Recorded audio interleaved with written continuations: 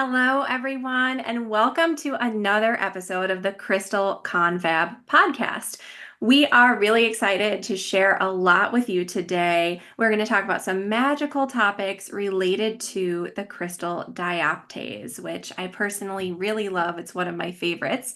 I am Ashley Levy, and I'm here with my fellow co-hosts, the amazing Adam Barralet, Kyle Perez, and Nicholas Pearson. So, hey, everybody, how you doing? Really good. Exciting to talk about a bit of a rarer crystal today. Yeah, I know we have so much crystal wisdom in store to share in today's episode. So why don't we go ahead and dive right in? I believe Nicholas had something to share to kick us off.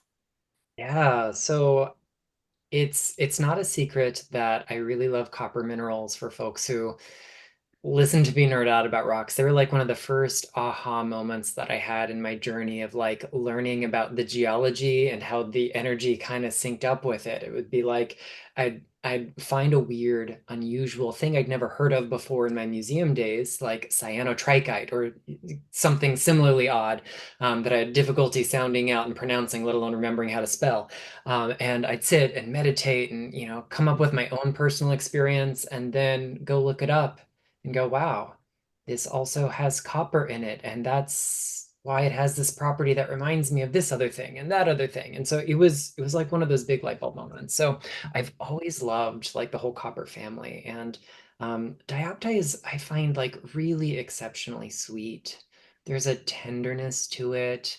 Copper minerals are so connective and synergistic on their own, but there's something about it being like a copper silicate that makes it so much more expansive and radiant and luminous. And some years ago, when I was doing some like extra research on copper minerals for my book Stones on the Goddess, I found like these little threads that all fit together that kind of connect them to the divine feminine. We've got the word copper itself comes to us because of the island of Cyprus, which is Kupros in Greek, which became Cuprum in Latin, eventually copper in English after making a few more stops along the way. And among other great mythic things about Cyprus, it was a really historically important source for copper minerals and copper ore in the ancient world. It's also said to be more or less the birthplace of the goddess Aphrodite or Venus. So, when she first set foot on solid land after being born from the foam of the waves, it was in the island of Cyprus there in the Mediterranean. And so that place is like impregnated with her copperiness, if you will, in its local geology. But there's this really kind of fun thread that connects a lot of copper minerals to the divine feminine. In some Slavic lore, you occasionally find references to like either a copper mountain or a malachite mountain that's kind of the same as Mount Venus, which we find farther to the west in the European like witch lore that talks about this meeting place for magic, a connection to the witch mother, the witch queen, the queen of magic and mystery, the queen of heaven. And appropriately enough, in some of this territory, which is famous for its malachite mines, we also find really good evidence of some very fine, albeit rare, dioptase that can occur in similar regions. So in my own kind of reflections and in connection to dioptase, I find this like expansive, like exalting quality that it brings to the heart. And it's through that energy of love that we experience the divine feminine. It's surrender to love in its highest, most cosmic kind of sense. And that kind of love isn't just like a, whimsical feeling. It's not just limited to romance. It's not an emotion. It's a force of nature. And it's the kind of force of nature that mends the things that are broken. It's the quality that helps us have new beginnings. And that's so appropriate for a stone that in the modern crystal world we see associated with like forgiveness, emotional balance. My other favorite little bit about copper minerals that also connects to the divine feminine is a little bit of a, we'll say, off-color alchemical joke, because alchemists apparently had senses of humor in the medieval and early modern period. And they'd write in the scholarly language, which of course was Latin for the most part. And you find references to the Meretrix metallorum, or the harlot of metals, referring to the metal of Venus, the metal copper. And the idea here is that compared to other metals that only make certain kinds of ionic bonds or readily produce sulfates and salts and other chemicals, under very specific conditions, Lady Copper is easy and rejects no lovers. She'll bind to oxides and sulfo salts, and she makes all colors of the rainbow in her children as she blends with these other things. And I think that's really part of the magic of the goddess, right? It's being able to be in the moment and open yourself to receive this magic. You'll never get this chance again. There'll be more. You'll make different magic. And it's kind of how I think of the whimsy of so many copper minerals that are so brightly colored. We've got the emerald green of dioptase, the neon blue of shadowkite, and just so many other colors. So yeah, for me, it's definitely a stone of finding those qualities of the divine feminine. Nicholas, lots of people, like us, we love to get into the geology of the crystals and what forms them. But a lot of people were just buying their crystals because they like the colors or they like the properties and that type of thing. Can I get you you mentioned, malachite and shadowkite briefly there. Can you give a few more examples of those copper-based crystals and, maybe even if you could explain a little bit for people about why the crystals are normally green and blue, but copper's kind of an orange color? Yeah, so this is super fun. Copper minerals come in a really wide array of colors, and it depends on like what they're connected to. So other common copper rich things that we might have in our crystal toolkit could include things like turquoise and chrysocolla, maybe some cuprite. You can have malachite and azurite. You can have, as I mentioned, shadowkite. There are things like chalcocite, some copper sulfides like covalite and chalcopyrite, and a few others that escape me at the moment. And so we find metallics in reds and golds and blacks and silvers. We find really richly saturated blues and greens. We occasionally find brilliant oranges and yellows. And it really depends on the kind of partner that copper has in the making of that. A lot of copper mineral deposits that we find are in these like oxidation zones. So we get we get some sort of superheated liquid in the earth, usually magma, but it could also be byproducts of that will yield our primary copper deposits. But because copper is welcoming of all lovers, she's especially fond of water and the things it carries. And so that copper gets leached out as water percolates through and then oxidizes higher and higher up. So we get a lot of these minerals like chrysocolla and turquoise and azurite and malachite in these secondary and even later stages of oxidation, where the primary copper, that kind of raw metallic form, is eaten away and dissolved and recombined. And every time it does so, it changes just a little bit. And some of these copper minerals are very closely related. If we look at something like azurite and malachite, they're off by one tiny little ion. And one of them, malachite, is far more stable in more environments than its counterpart, which is azurite.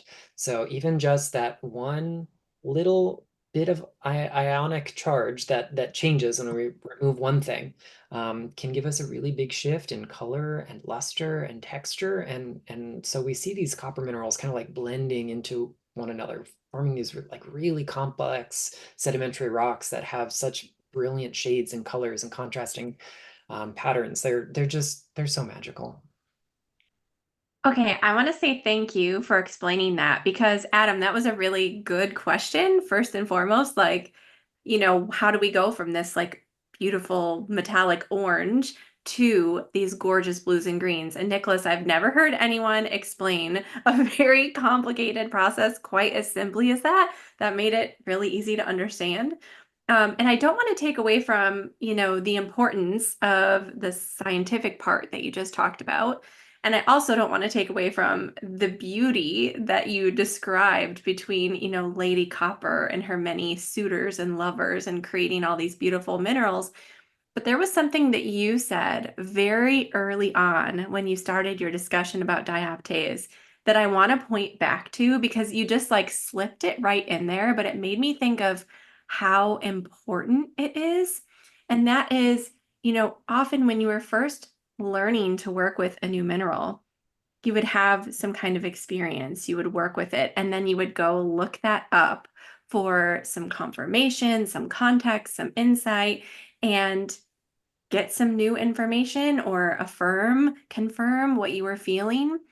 And I think that this is such a simple and overlooked practice of just working with the stone, giving yourself that space to be open to the experience, to play a little bit, to see what you're feeling intuitively. And then, sure, go look it up in a book. Go listen to your favorite podcast hosts. Go, look at your favorite YouTube channel, whatever it is, for a little more information, a little bit more context. And I wonder when you were in those initial stages, if you remember in your discovery with dioptase, anyone, this question's open to anyone, what were some of the little things that kind of first stood out to you? Does anyone have a story? I'm thinking for me, it was like noticing the intense depth of color in that dioptase and feeling almost like the depths of ocean water, almost the depths of the sea, and feeling so held. And I think that really kind of ties back in with this connection to the divine feminine that Nicholas was talking about. Thinking about the ocean, which has birthed us all, truly feeling that sort of connection with that energy, that creative force of energy. I felt so strong from dioptase. And I'm curious if anyone else remembers any little experiences or wants to share a story about dioptase. I have I a think when I first got my piece, what I've found is that it's obviously a bit of a rarer crystal. We've all got some amethyst, we've all got some rose quartz, but maybe not everyone's got some dioptase yet, and hopefully we might inspire a few more people. But that vibrant green color and that rarity of it just really spoke to there's something special about this stone. And I really, really found for me that it had a big impact on the heart and but also this connection, almost connecting your heart to the heartbeat of Mother Earth.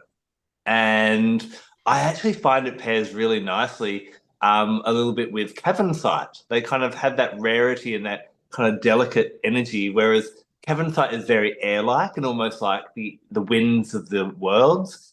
And I find dioptase almost is that nurturing of Mother Earth and connecting your heartbeat to Mother Earth. And by one of the things I used to do very early on is just by laying on the couch, putting on some nice music, and just popping the crystal on a chakra and just sitting there and seeing what happens and allowing it to speak that way before going and doing my own research. And that's what I really experienced quite profoundly with dioptase is that ability to just feel that embrace of Mother Earth. And it is so interesting what Nicholas is saying about, all the copper crystals having that real goddess energy. I couldn't agree more. As you were listing them all, Nicholas, I'm like, yep, that's feminine. Yep, that's feminine. Yep, that's feminine. All those crystals really help to bring in that feminine energy and that feminine embrace. But I think there's also a power in each of the copper crystals as well that helps you to embrace your own feminine energy and that priestess energy, that goddess energy, that magical energy as well. I love that. Thank you, Adam. This had me thinking also about copper's energy as a conductor, right? It's such an amazing conductor of energy. And because of that, I think it can also act as a conduit not just to transfer energy like we would think in electrical wires, but also between ourselves and the divine, ourselves and our guides. And for me, dioptase has always been this crystal about connection and particularly connection with guides. Now, whatever that looks like for you, Maybe you have a set, spiritual guide that you work with. Maybe you connect with angels. Maybe you connect with animal familiars. However you sort of view that, I feel like dioptase and truly all the copper-based minerals, but especially dioptase, I think this is true for, amplifies that connection. Like it really acts as that sort of conduit to allow those messages, that energy that comes in symbols, phrases, clairaudience, clairvoyance, however we are receiving in that moment, to come through loud and clear. And I found this was one of the stones that most supported me in working to stop second guessing my own intuition, to just trust what my guides, what the universe, what spirit was sharing with me. Because I mean, I don't know about anyone else who's out there listening, but I know for me, this was something when I first started to open up intuitively, I had such a difficult time with trusting that guidance that I was sort of being given instead of doubting or really second guessing in a way where I was lacking discernment over, what is truly coming through in this moment, what is maybe my own stuff, my own desire sort of poking its head in. And diaptase was the thing that really helped me get to this place of stillness and receptivity.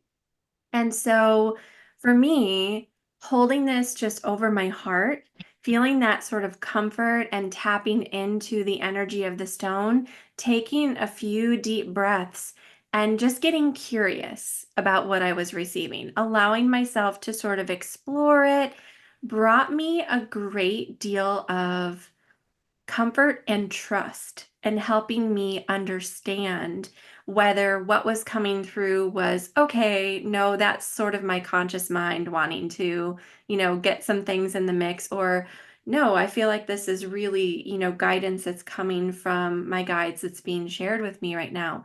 And that was a process that took a great deal of practice.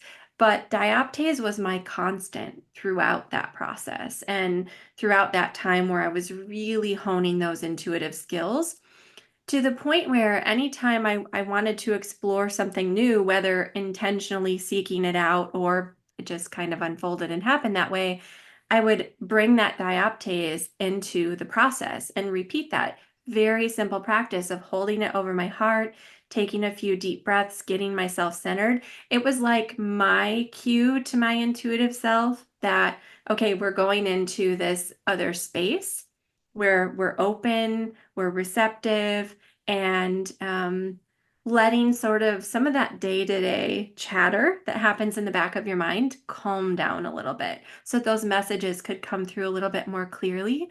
And, I think no matter how you experience these connections, and I think we're all very different and unique in this way, the way that we receive messages, energy, intuitive guidance can look very different for each and every person. And no matter how that sort of comes through for you, dioptase can help you get in that space where you feel open and able to receive that wisdom, those messages without a lot of judgment. And I think this is because it enhances our ability to connect, being that conduit of energy. But it also creates that little bit of peace and tranquility to calm down a lot of that internal chatter so that it's almost like I think of it sort of like trying to tune into a radio station. If you're old like me and you remember like tuning into an actual radio station and not just opening your Spotify. But you'd have to cut out the static. You have to get to the place where it's most clear, and being really centered and present was one great way to do that. And just keeping this a simple practice and repeating that over and over like a very mini ritual, just something that told my body, my mind, my spirit that I was going into that intuitive space. Ashley, when you're talking about working with the dioptase in that way, being a green crystal, did you feel that it was helping with settling, like the intuitive feelings were then coming through your heart and your feelings, or were they still coming through other ways as well? That's an interesting question. I think for me, that's where I feel my intuition. It's very much body centric, it's very somatic. And so for me, like that's so central. And so it felt very natural to hold that crystal there. And also because my breathing was such a big part of it, having it right over the lungs, where, you fill those lungs, you fill that belly with that deep breath and you actually feel that release happening as you kind of get present, that was a big part of it for me. And so I think that was why I naturally brought that to the heart. It wasn't even so much about the color association, which I know many people associate those beautiful greens with the heart center. Um, it was just more of that's where my intuition lies. That's where my center of trust lies. That's where my place of connection lies. And so I think, that might be your belly, that might be your brow. Think about where that place of connection is for you and hold the crystal there. Mm-hmm. I know it's not necessarily how I use Dioptase or why I'd reach for Dioptase, but a lot of people, when it comes to there's our intuition and messages that are coming somehow, but sometimes also we have a lot of emotions. And do you think anyone who gets overwhelmed by their emotions might actually benefit from maybe either meditating or wearing a Dioptase pendant over that kind of chest area? I think that's a great idea because it does facilitate that sort of space of tranquility. So helping you be able to name the emotion, hold space for the emotion, and then decide how you want to move through it. You know what I mean? Is it that I just want to acknowledge that I'm having this emotion right now and then sort of set it aside because it's too much? Or do I really want to get curious about it and explore into it and feel a little bit of that nurturing and support that comes from that diaptase also? To feel like I have a good companion, a good touchstone to sort of work through that. Um, I think that is a very natural way to want to explore this stone. And also because of this connection to discernment and trust, I think it can help shed some light on what we're feeling, especially if we have a difficult time naming our emotions, identifying them, if they feel really muddled up. And it can also help us, I think, provide a little support for us so that we can work through and get curious about those emotions. Especially, speaking personally here, when I'm feeling really overwhelmed and just like things kind of snowball into this big mountain that feels impossible, a crystal like dioptase can just help me slow down and sort of tease apart all the little pieces and kind of break it down into something that's more manageable. I think sometimes when we feel really strong emotions, we're actually feeling lots of layers of emotion. And it sort of takes a little bit of working through them to figure out what's at the core, what's at the root, so that we can address it if we choose to. So would you say it's probably more of it's not an everyday crystal that you might work with every day, but one that you'd need when you do want to kind of go that extra step? That's a good question. I think if you're doing that sort of deeper emotional healing work, then it could be something that you kind of plan for, that you take the time to, set aside a space, a time to go through that work and process that. But, in terms of working with diaptase for that everyday guidance, that connection with guides, that enhancing of trust in your intuition, it can also really be an amazing daily companion.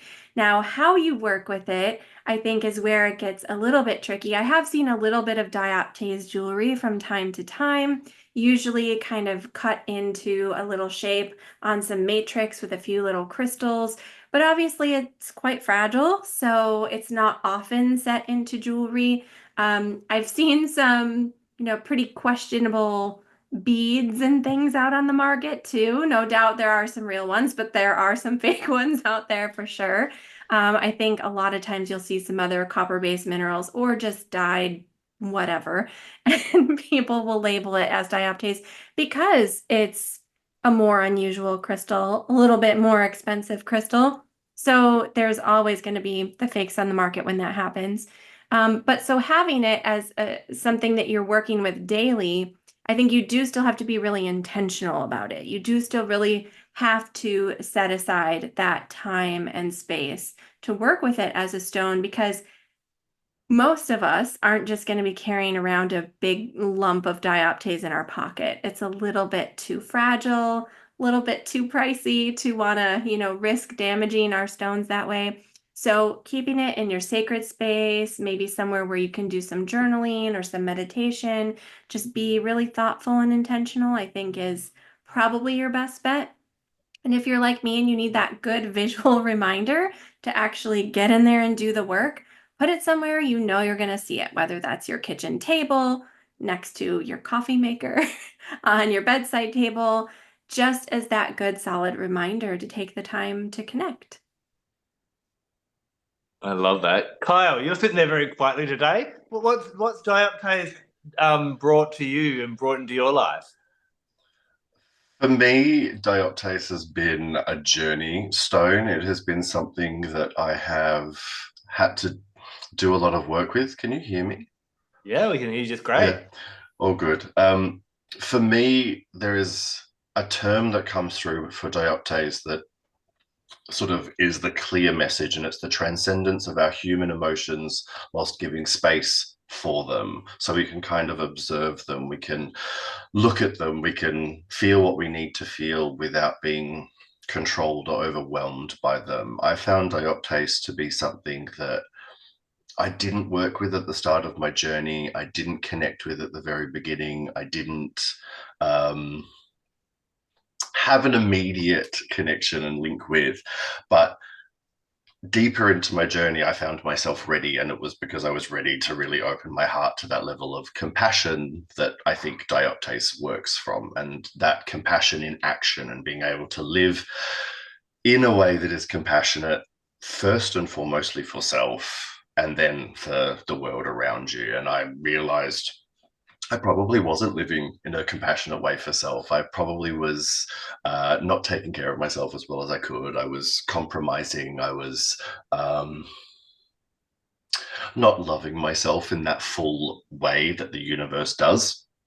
And I had to love my mistakes, love my misgivings, love the F-ups, pardon me, that I went through, the frustrations that I've had with myself, the why is this on my plate? Why, like those sorts of questions that you ask yourself and you get frustrated with. And it's like, how about you just think about what you can do?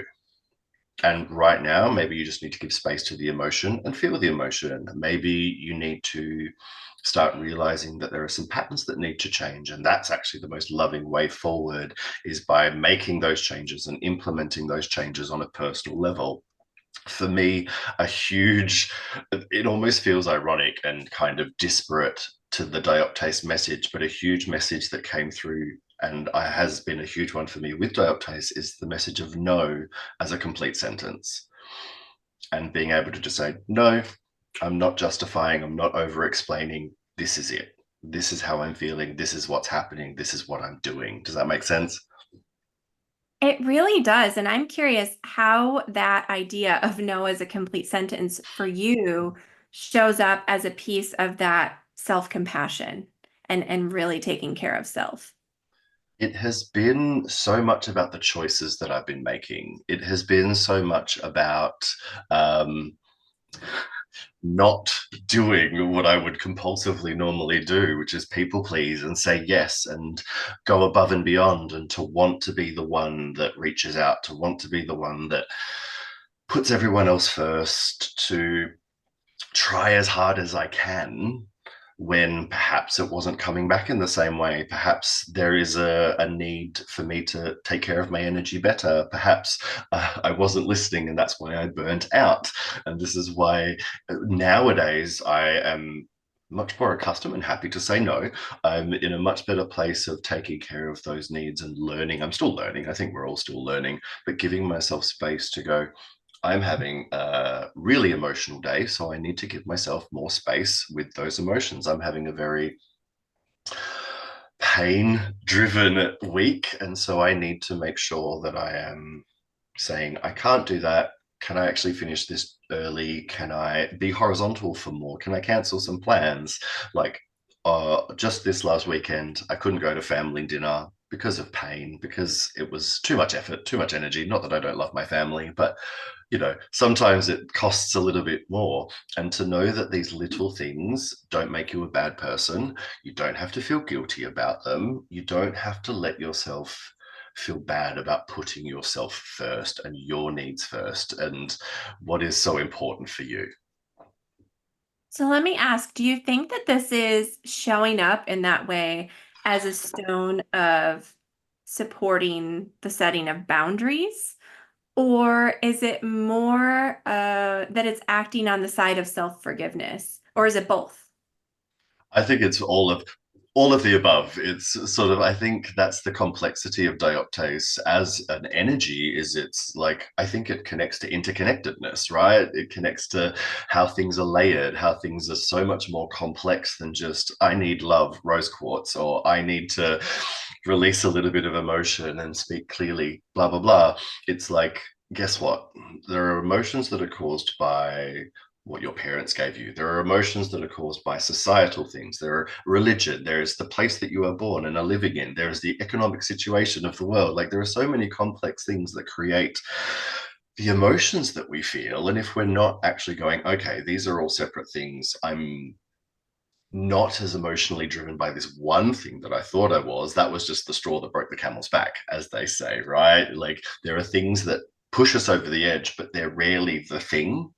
And dioptase for me has allowed me to understand and underpin so many different layers. And if you think about back to what Nicholas was saying about how the copper comes through and it changes color and it goes from the orange to the green, you guys from the United States should know with the Statue of Liberty, she started out that beautiful bronzy orange and it took that color to patina and then become that green. And like, it's us, like sometimes we go out there full force and fiery and passionate, and actually we need to settle down, get a bit minty green, chill out a bit, let the love come to us, allow us to mature. And I think dioptase is a message, and so many copper minerals have that message of receiving, receptivity, allowing, just slow down, chill out. Like, you have the time, and if you give time, create time, all of a sudden you have more time, and that creates more time, and all of a sudden you have all of this space for yourself, and you can give to yourself, and you can take care of yourself and listen to yourself and change these modes of feeling selfish and actually knowing that you're being self-full, you're taking care of your needs, you're prioritizing yourself, and by prioritizing yourself, you can actually be the best person for everyone else around you. You can actually do the best for the world around you, and you can be a better individual.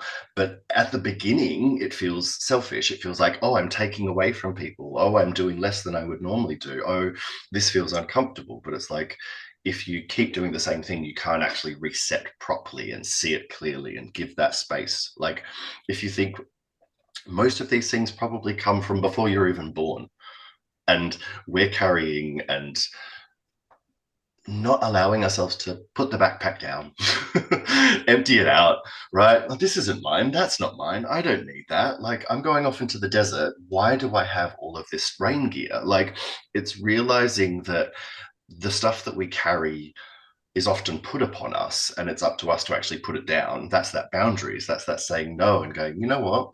That's not mine. That's not for me. You have your stuff. I have my stuff. If I can help, I will. And I will always, if I can, but I'm also not going to take away from myself and put myself last for people anymore, because I know that that then makes me a worse person for everyone in the long run. I think this also kind of comes back to that discernment piece in a way, because I think, like you were talking about, like, do I really need to be bringing my rain gear to the desert? Sometimes there are things that have served us so well in the past. And so we have this connection to them. We want to hang on to them because, oh, well, that worked for me. Oh, well, that served me really well. Oh, that, was an important part of my life. And this could be a way of being, a person, a situation, whatever it is. But then as we grow and change and our circumstance changes and our situations change, and just because something served us well in the past doesn't mean that it's what we need in the present or that it will be what we need in the future. And so having that discernment piece to realize like what is important and valuable, I think is important too. And Kyle, I just love that you opened up so much about your personal experience with this stone because it's really inspiring me. And I'm thinking about this like the people pleasing and all that stuff and how supportive Dioptase could be for this. And it makes me think, Adam, I know we are coming up on some pretty big shifts cosmically. So, how could someone start incorporating dioptase into their present so that they can be set up well for what is coming up cosmically in the near future?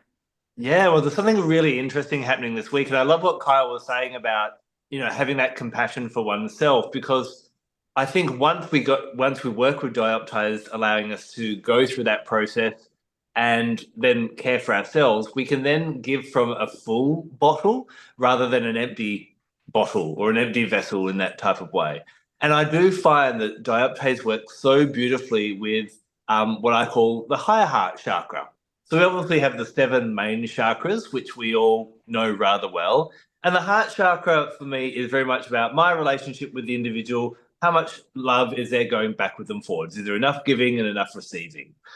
The higher heart chakra, which is a bit more of a subtle energy chakra that has become more fallen into our consciousness in the last, say, 50 years as we've become more sensitive to energies. We've noticed other chakras in and around the body. The higher heart chakra is more to do with how do we feel about humanity as a whole? Do we feel that they are blood-sucking parasites bleeding the earth dry and selfish and all that type of thing? Or do we see that everyone is trying their best and we're all on that journey? And I find Dioptase really helps us to, for me, it has very much so allowed me to have that acceptance, that compassion, that feeling as well. And I think it is partly because of what Kyle said. When you care about yourself, then you're able to care about other people, and you've got to put your own oxygen mask on first, as the saying often goes as well. Now, what's really exciting this week is we don't have a retrograde happening this week. We have something coming out of retrograde, so something going direct. Now, we all know that the planets Mercury and that go into retrograde, and there's a few other astrological bodies floating around as well that are really interesting. One that was discovered in 1977 was Chiron.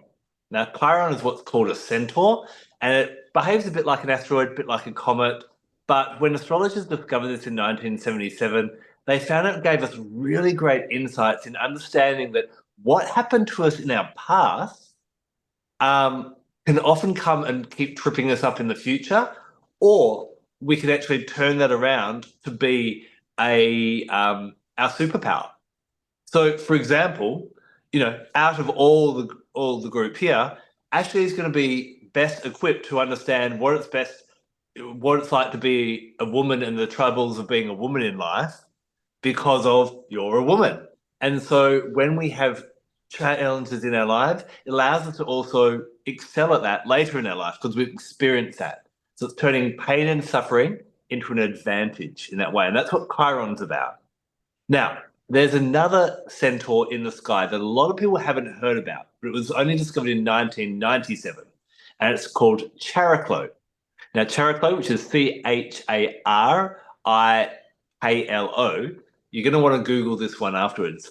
The first thing that was really amazing is the discovery chart. So just like we can pull our own birth chart about how we were born and where all the planets were, you can do it when a astrological body was found. And when Chariklo was discovered, she formed a perfect 6th-grade star with 5 other astrological bodies in the sky.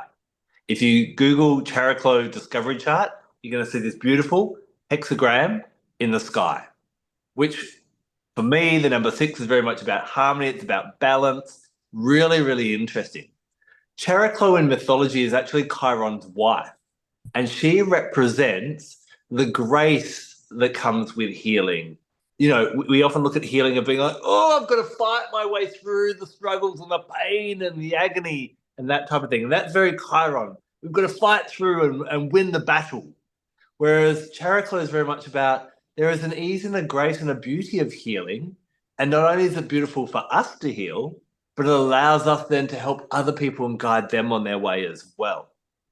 So when we have a retrograde, retrogrades are like splinters. It's when they go in and when they come out that they can hurt the most. So Chariklo went into retrograde a few months ago and will be coming out this month. And what you might actually start to find is that the struggles you've been having over the last few months, especially emotional healing, will start to ease up again. You'll start to be grateful for the healing journey. You'll be able to have more compassion for other people, because it's really hard when we're suffering to help other people. But you may find that this is going to kind of ease away at this point in time. And this is why I love Dioptase right now, and why, I've got my little ring, I've got my piece, and I'm going to have them close to me as Chariklo is coming out to kind of open back up, because we know that the world is going through some challenging times. We're all healing, and let's embrace each other and embrace that healing. And it doesn't have to be a struggle. It can be easy. It can be graceful. We can be compassionate to ourselves, and we can be compassionate and accepting to other people as well. And I think Dioptase is absolutely perfect at this time. This reminds me a lot about something that I've been talking with people about recently, which is this concept of radical acceptance. And I feel like every single one of us sort of touched on this tonight without necessarily intending to or meaning to, but it's this idea of accepting what is in a way where you kind of go, okay, this thing just happened. Here's the situation I find myself in. What happens next? What do I do next? And there's this amazing TEDx talk actually about radical acceptance by Maria Milagros. So good. Look it up, because it kind of talks about this idea. And Adam, I feel like what you just said really summed this up. Taking these things that we've gone through and sort of being able to maybe find that there are actually some gifts in there for us, somewhere. We have to look and be creative sometimes to find them. But sometimes there can be these great gifts there just waiting to be discovered. But also, I love that you're talking about this idea of like the splinter, right? Something hurting a little bit when it goes in and a little bit when it comes out, because that's when it's most noticeable, right? Sometimes we don't notice while it's in there, but we certainly notice when it goes in, and we certainly notice when it comes out. So what is going to be happening, do you think, in addition to this idea of these sort of things that need a little bit more healing, and how can we work with our dioptase to help support us through that time? I think what we're going to start finding is when Chariklo comes out of retrograde, when a planet or an astrological body is in retrograde, they take their help away from the planet. It's, that we see that typically with Mercury retrograde. Mercury goes on holidays for 3 weeks. Communication, which he governs, goes down the toilet. So with Chariklo, she helps this ease and this grace and this acceptance, this radical acceptance of the healing process, of the growth process in that way. And so she's returning. She's coming back from after a several month break. So I think that working with your dioptase, and I think what you said before, Ashley, it's not one that you can easily carry around and throw in your pocket and that type of thing. It is probably one to, like Kyle says, cancel something, sit at home, have an evening, allocate an hour to yourself, and just sit there and hold the stone to your heart and just see how you're feeling, breathe through and accept things that are happening. And we're all, every single person has healing to be done on all different levels. And I think just to accept that with ease and grace and be okay with that. That's part of it. And to embrace that, I think would be the best way to kind of work with the stone this week. Thank you so much, Adam, for giving everyone some real concrete, meaty things to dig into as we're going through this time cosmically. I would love to just leave listeners today, maybe with something kind of fun. So I would love to know, what is everyone's favorite thing about dioptase? Something that it makes you feel, a color, a crystal system, it could be anything, or maybe something about your favorite piece of dioptase. Nicholas, can I put you on the spot to go first? Absolutely. And so I am profoundly colorblind, but dioptase is so green that I can see that it's green, and like that makes a difference to my perception of it. But the other thing that I really love about its color is that it has a very minor color shift the way we expect alexandrite to, and it is more teal in artificial light and more emerald with that kind of yellow leaning color in natural light. And that is just like the most mystical thing about dioptase that invites this state of wonder in me. I love that. Kyle, what about you? What is it that really stands out about dioptase and feels special to you? For me, it is totally, even though I've spoken so much about the self love journey and boundaries and all of that sort of stuff, for me, Dioptase is like an abundance mindset. It's knowing that there is more out there to work with, there is more out there to get. Your limitations or the perceived limitations that you have around you are not that they're not true, but perhaps they're not as solid as you think they are. And there are ways through to create more and bring more of whatever it is that you need into your life. For I love me, oh, sorry. Well, I was going to just say I love that so much. And Adam, what's your favorite thing? For me, Dioptase really kind of embodies this experience I had when I kind of started my teaching journey when I was working in a crystal shop many moons ago. And I remember this lady came in one evening and she said, "Do you have any guided meditation CDs?" I'm like, "Yep, we've got." This is back in the time when we had CDs still, but yeah, I was like, "We've got hundreds over there. Go have a look and see if there's anything that you like."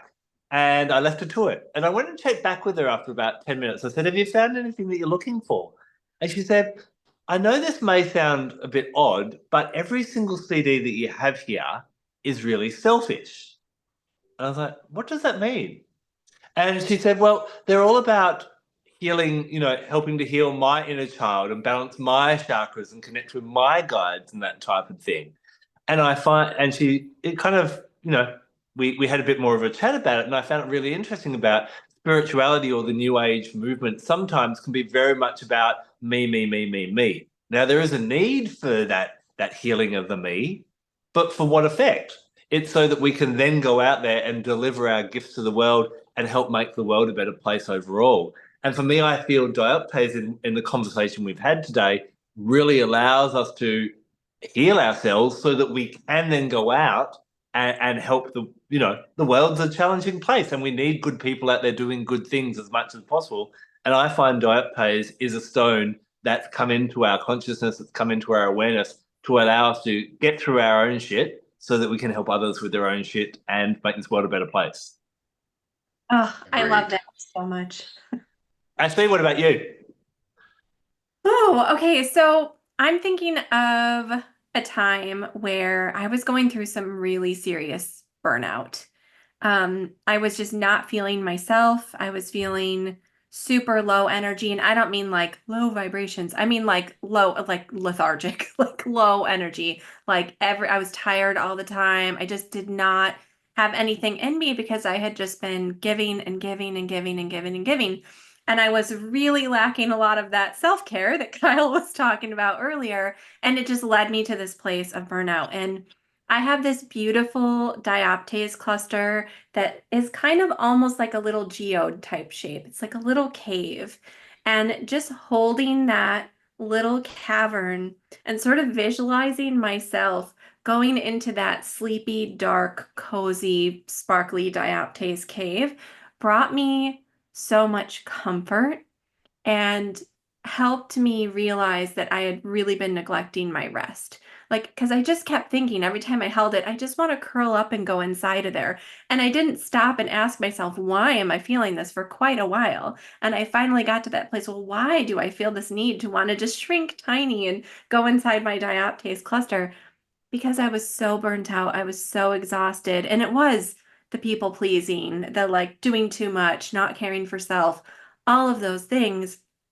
But dioptase helped bring a lot of awareness around that. And even though I'm human, so I'm not perfect about this, I am trying really hard to work on creating more spaciousness for rest in my life. And I really feel like I owe a lot to that relationship with Dioptase and that connection to Dioptase for shining some light on that.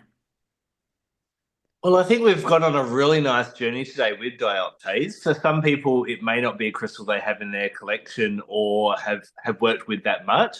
But I love how it's all just kind of fell into place with this beautiful crystal that allows us to create space to heal ourselves and then bring healing to the world and open our hearts in that way. So, guys, thank you very much for joining us for this confab today. And I guess we'll jump in next week and dive into another amazing gift from Mother Earth. Until then, take care. Amen. See you later. Bye. Bye, everyone.